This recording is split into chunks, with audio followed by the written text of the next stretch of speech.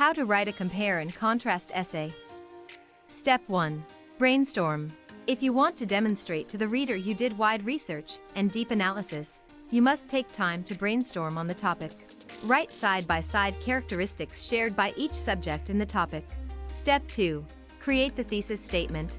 A thesis statement is important in a compare and contrast essay because it tells the reader the discussion to expect in the essay.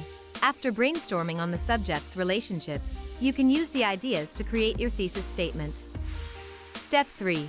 Develop your outline. A compare and contrast essay follows the same format as other essays, starting with an introduction, body, and conclusion. Creating a format helps you sit within the topic. Step 4. Introduce your topic. A good compare and contrast essay outline must include an attractive introduction. The first sentence should explain a comparison area between the topic subjects. The introduction lays the base for your arguments and should be attractive. Step 5. Write body paragraphs. The first paragraph should start by comparing the two subjects. The next paragraphs should have enough points to compare and contrast, but you should choose the best points to use. Step 6.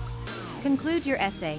The conclusion should give a summary of all the points already discussed from the thesis, introduction, and body. Step 7. Edit your essay.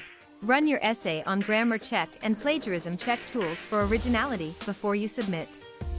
When writing compare and contrast essay, you should look at the close similarities and the differences between the topic subjects. It takes time to gather the ideas and write them, and time is mostly the greatest hindrance.